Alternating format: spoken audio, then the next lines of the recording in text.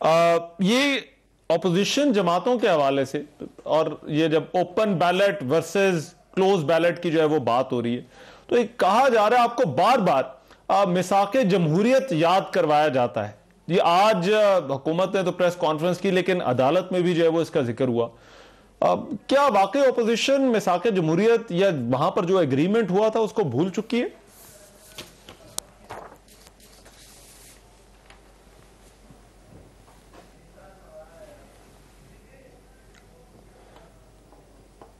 जी लतीफ खोसा साहब, आपको आवाज आ रही है?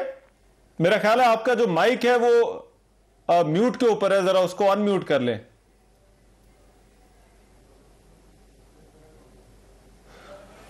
अच्छा, मेरा ख्याल है खोसा साहब की तरफ जाते हैं। मियां साहब, वेलकम टू द शो।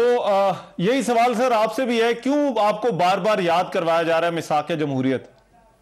देखें रहमान, मिसाके जमहूरियत बिल्कुल साइन हुआ और शो ऑफ हैंड के ज़रिए हमने इलेक्शन की कमिटमेंट पब्लिक की और आवाम से वादा किया। मगर मुझे कहना यह है कि रहमान अज़हर साहब आज जो हमें याद करवा रहे हैं, 2.5 साल पहले इन्होंने क्यों ना हमें याद करवाया और क्यों ना इनको याद आया। अच्छा, आज ही एतमाद के मौके पर अदम एतमाद हो, या आप देखें कोई भी आप आइनी तरमीम करते हैं, उसके मुस्बत असरात या उसकी अफादियत उस वक्त बनती है जब कोई कंसेंसस से आइन में तरमीम की जाए।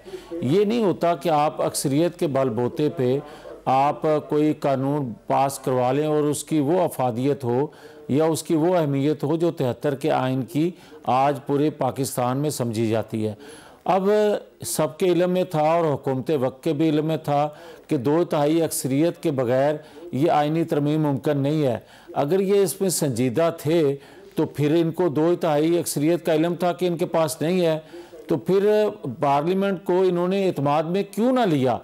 क्यों फिर उसके बाद सुप्रीम कोर्ट चले गए? सुप्रीम कोर्ट में होने के बावजूद सदारती आर्डीनेंस ले आए। इससे इनकी संजीदगी का भी आप अंदाज़ा कर सकते हैं। और जो दावेदार हैं शो ऑफ हैंड का कि इससे जनाब करप्शन में कमी आएगी, लेन देन में बोलियां नहीं लगेंगी, पैसा नहीं लगेगा, तो फिर मैं आज ही आपको एक प्राइम मिनिस्टर साहब जो हैं उनके अल्फाज, उनकी जो बात है वो कोट करता हूँ। उन्होंने अपने वज़रा को कहा कि आप न सिर्फ अपने अरकान असम्बली से रब्ता रखें बल्कि जिनसे तल्लक है उनसे भी रब्ता करें। इसका मतलब क्या है भाई? अच्छा, अगर आप अपने अरकान असम्बली से रब्ता करें ये तो समझ आती है, मगर दूसरे अरकान असम्बली से जो रब्ता करने का टास्क दिया गया वज़रा को वो क्या है? और जो माजी में चौधरी सरवर साहब सेनेट के मेंबर मुंतखब हुए, उनके पास तो वोट पूरे नहीं थे कि कैसे हो गए? क्यों, क्या एक्शन हुआ? चले, ये आप इन पे तनकीद तो कर रहे हैं, लेकिन आपका भी एक असूली मौक़िफ़ है। और वैसे तो मरीम नवाज साहिबा ने अभी ये मेरे ख्याल है चंद दिन पहले उन्होंने खुद ये कहा कि वो खुफिया ये ओपन बैलेट के खिलाफ नहीं है।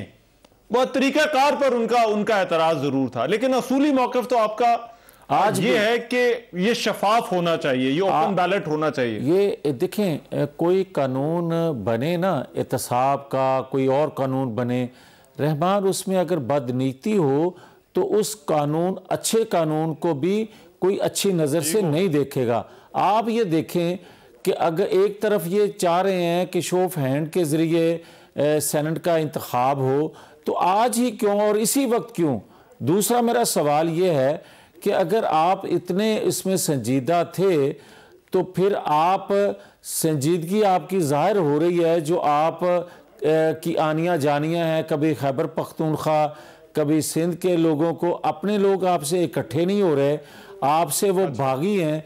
इस वजह से आप कानून साजी महज इसलिए करना चाहते हैं कि अपने लोगों को काबू में रख सकें।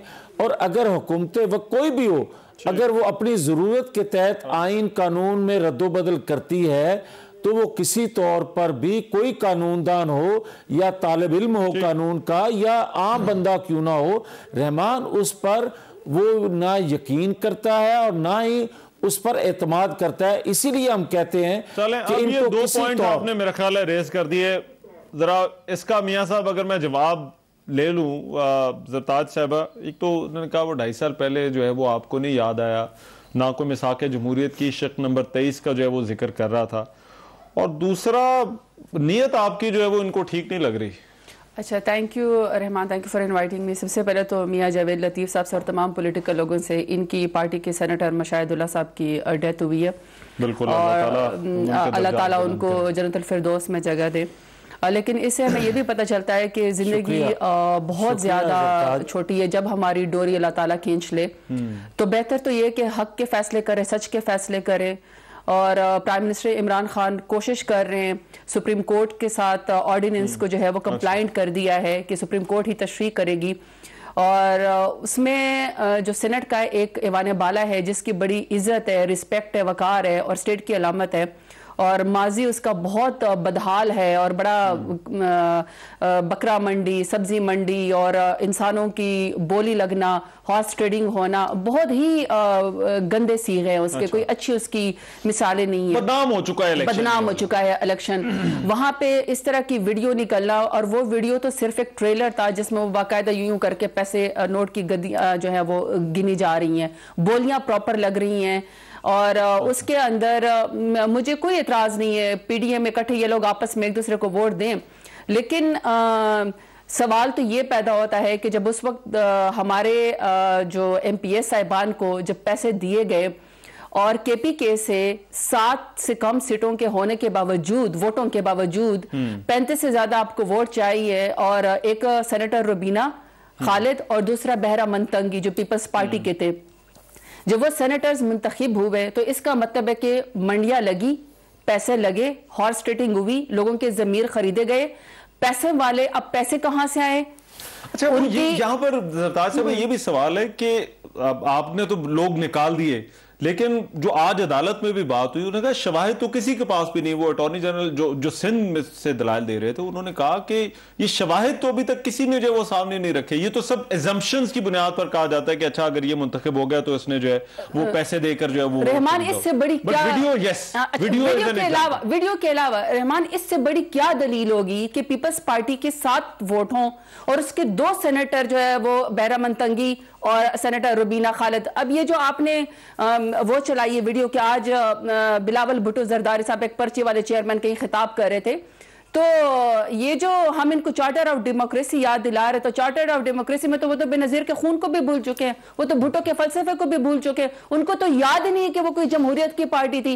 जमहूरियत की पार्टी में सेनेट के इलेक्शन से पहले तो अपने दोनों उन सेनेटर का इस्तीफा दिलवाना चाहिए, कौम से माफी मांगनी चाहिए, इसके अलावा इनके खिलाफ एक्शन होना चाहिए कि ये पैसे और नोट दे के यहां तक जो है वो पार्लियामेंट में 2 सेनेटर्स लेकर आए जब इनके बनते नहीं थे। इससे बड़ी क्या दलील होगी? लेकिन बहरहाल मेरा मकसद ये है कि देखिए, हम ये कह रहे हैं कि जिसके जितनी वोट हैं, अगर आपके 5 सेनेटर्स बनते हैं तो आपको 5 हो। ये जी असूली मौकफ नहीं है। मुझे तो लगता है कि इनके वसूली मौकफ को इस वक्त जो है कमाई का टाइम है, वो कमाई के टाइम के ऊपर चूंकि प्राइम मिनिस्टर इमरान खान आ गए हैं कि आप जो है वो शो ऑफ हैंड के जरिए आपके जितने सेनेटर्स बनते हैं उसको खतरा पड़ गया है, तो इनको अब सारी जो है वो सियासत भी याद आ गई, इलेक्शन कमीशन। ये कौन सा ताना हमें मार रहे हैं रहमान? वैसे हमें ये कौन सा ताना मार रहे हैं कि आपको अब याद आया? हमें तो जब भी याद आता है, हम जब कानून साजी करते हैं अवाम के लिए, आपको जो है वो इस तरह इन राइटिंग में जो है वो एनआरओ याद आ जाता है। आपके सारे कानूनी सेनेटर्स पुराने जो लोग हैं, जो आपके पार्लियामेंटेरियंस हैं, वो नैब की 37 शिकों में से 34 शिके ले आते हैं कि खत्म कर दो। वसूली मौकफ किसका है? वसूली मौकफ किसका? मुझे 1 मिनट दे जरा। वसूली मौकफ देने वाले के 2 सेनेटर्स बन गए पीपल्स पार्टी के, जिसका मैं कह रही हूं माफी भी मांगनी चाहिए और चार्टर ऑफ डेमोक्रेसी के ऊपर भी अमल करना चाहिए। नुकसान हुआ था खैबर पख्तूनख्वा में, तो वो मुस्लिम लीग नून भी जो है वो नुकसान उठाने वालों में थी, पीटीआई के अलावा, जहां तक मुझे याद है, क्योंकि परवेज खटक और ये जो बाकी लोग थे, बाद में जिस तरह से उनको आइडेंटिफाई किया गया था। खोसा साहब, ये क्यों आपको मिसाके जमहूरियत बार बार जो है वो याद कराया जा रहा है? आज अदालत में भी जो है वो इसका जिक्र हो गया। सर देखें, हम बिल्कुल मिसाके जमहूरियत पर हम कायम और दायम हैं, और शफाफियत इलेक्शन की और ओपननेस के हम बिल्कुल दाई हैं। अच्छा, लेकिन जरा इनसे पूछिएगा कि 34 वोट पंजाब में इनके थे, 56 वोट इनके माशाल्लाह चौधरी सरवर साहब ने लिए, 56, 22 वोट्स वो कहां से आए? जरा ये अपना भी बता दीजिएगा। अगर ये कहते हैं कि वो पॉपुलर थे और उनको लोगों ने वोट दिए, तो यही बात हमारे ऊपर भी आती है। हमारा तो जो वो है उसका तो किराए के मकान में रहता है, पैसे उसने कहां से देने हैं? उसको तो अपना जो है किरदार की बुनियाद पर उसको लोगों ने वोट दिया है। और जहां तक ताल्लुक है, खोसा साहब, इतना अच्छा ताल्लुक उनका हो सकता है कि वो आपके 7 लोग थे, मगर उसमें से भी 2 सेनेटर आप मुंतखब करा गए। इसका मतलब फिर अच्छा, पीपल्स पार्टी का बहुत ही अच्छा ताल्लुक है खैबर पख्तूनख्वा के बाकी मेंबरान के साथ था। देखिए, खैबर पख्तूनख्वा में रहमान हुकूमत किसकी थी? हुकूमत किसकी थी? पीटीआई की। फिर क्यों नहीं इन्होंने उस वक्त इमरान खान साहब ने कहा ये देखो हमने वो नोट गिनते हुए की कैसेट दिखाई, नोट गिनते हुए, देने वाला भी पीटीआई, लेने वाली भी पीटीआई, हुकूमत भी पीटीआई की। और सिर्फ ये उन 20 या 22 अगर मेंबर्स को सिर्फ फारिग करना ही क्या मकसूद था? अच्छा। क्या उसके अलावा जुर्म नहीं बनता है? रिश्वत देने वाला, रिश्वत लेने वाला दोनों कानून की नजर में मुल्जिम है। और अगर कहा गया हो कि स्पीकर के घर पर थी या डेरे पर उस पे जो है दिया गया और परवेज खट्टर साहब भी जो है उसमें शरीक और शामिल थे, अच्छा। तो करवाइए इसकी इंक्वायरी। क्यों नहीं आपने उस वक्त मिट्टी पा दे, उस वक्त आपने दफन कर दिया उसको, सिर्फ उनको शो कॉज नोटिस देके। और वो भी जब इलेक्शन कमीशन में इन्होंने ये दरखास्तें दी तो उसमें कोई ऐसा इल्जाम इन्होंने नहीं लगाया। देखें 2.5 साल तो ये हो गए हैं ना इनकी हुकूमत आए हुए, लेकिन उस वक्त 2018 में जब ये हुआ सेनेट का, तो उस वक्त 2018 में इन्होंने क्यों कार्रवाई नहीं की है? अच्छा। उन सेनेटर्स के खिलाफ। वो तो वैसे कह रही हैं, वो ताज साहब कह रही हैं कि हमने लोगों को निकाला उसी बुनियाद पर। 20 निकालना तो काफी नहीं है ना भाई रहमान, निकालना तो काफी नहीं है बाबा, ये जुर्म है। अच्छा। और फिर उनको जो है कहां इन्होंने इलेक्शन कमीशन को किया कि इनके खिलाफ करप्ट प्रैक्टिसेस के पर्चे दर्ज किए जाएं। करप्ट प्रैक्टिसेस काबिल मुआखजा है, काबिल सजा है। अच्छा। कानून के मुताबिक, और वो करना था पीटीआई ने, इनकी हुकूमत थी वहां, इन्हीं के जो है एमपीए बिके बकौल इनके। तो अगर बिके या खरीदे गए तो फिर ये क्यों नहीं इन्होंने पर्चे करवाए? क्यों? सर मिसाके जमहूरियत आप कहते हैं कायम है, वोट अगर मिला तो वो ताल्लुक पे मिला, यही है ना?